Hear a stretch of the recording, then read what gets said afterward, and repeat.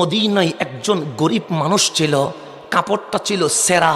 কোন দিন স্যান্ডেল পরেছে মনে নাই। এক বেলা খায় তো তিন বেলা খায় না, দেখতে তেমন সুন্দর নয়, একটু বিশ্রী ছিল। তো ভিক্ষুক মানুষ সবার সাথে বসে না, কোনায় গিয়ে বসে। কাপড় ছেঁড়া মানুষ সবার মাঝে থাকে না, একটু একলা থাকে।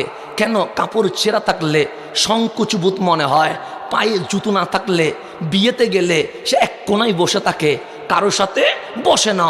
তো ওই আমার নবীর গরিব সাহাবী মসজিদ নববীর কোনায় বসে থাকে, সবার সাথে বসে না।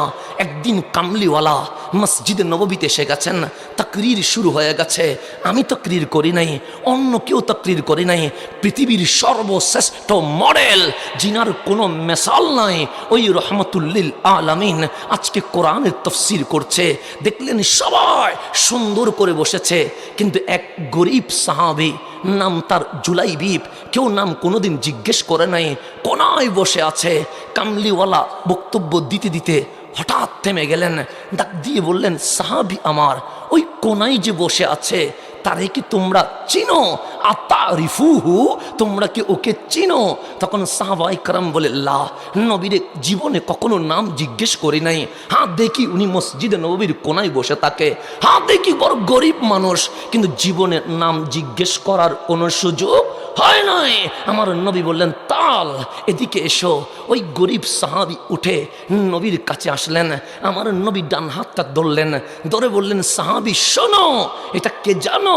ওয়া হুয়া জুলাইবিবি, এটা আমি নবীর জুলাইবিব।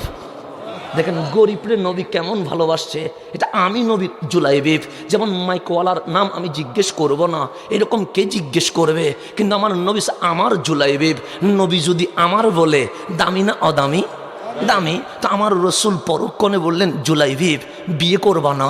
জুলাইবিব হাসি দিয়ে বলে, নবী রে, আমি পাড়া সেরা কাপড় পরি, পায়ে স্যান্ডেল নাই, এক বেলা খায় তিন বেলা খায় না, আমার কার মেয়ে বিয়ে দিবে? আমি কেমনে বিয়ে করব? কেউ তো জেনে শুনে একজন অসহায় মানুষকে তার মেয়ে কখনো বিয়ে দিবে না। আমার রসুল বলেন, যাও। উনি চলে গিয়ে ওই কোনায় বসে গেল। রসুল মাহফিল শেষ করে চলে গেলেন।